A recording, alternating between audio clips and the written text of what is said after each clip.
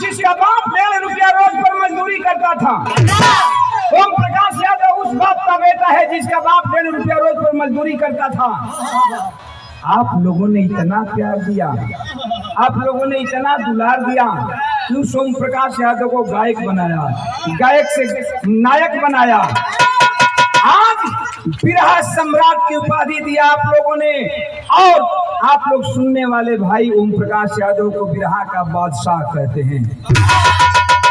तो पहली बार ये हुआ कि एक बिरहा गाने वाला आदमी, पहली बार ये हुआ कि बॉलीवुड में जाकर एक बिरहा गाने वाला आदमी जो बिरहा गाता है, भोजपुरी गीत गाता है, भोजपुरी की माटी की गीत गाता है, वो पहली बार बॉलीवुड में जा करके और इतने बड़े पर्दा पर गाया। और एक गाना पर केवल ये पूरा फिल्म बना है, मेरे ही गाने पर ये पूरा फिल्म बना है और पूरा फिल्म चल रहा है। अनुराग साकिया म्यूजिक डायरेक्टर है, जो सुनते हैं आप लोग।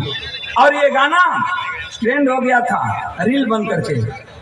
जो रील बनाया था, रील पर ट्रेंड कर रहा था, 4-5 रोज तक ट्रेंड करता रहा। और जो रील बनाता था वो लड़के लड़कियों का व्यूअर मिलियन में जाता था। देखें आप लोग का बोले रली मास्टर।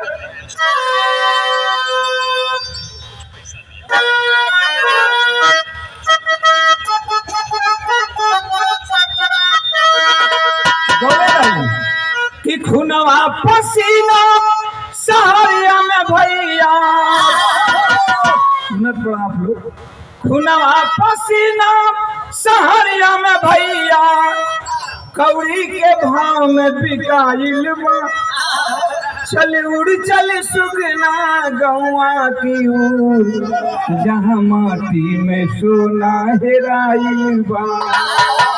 ए पिछड़ा की पिछड़ा के लोग, उड़ चल सुगना गौआ की ओर, जहाँ माटी में सोना हेराइल बा।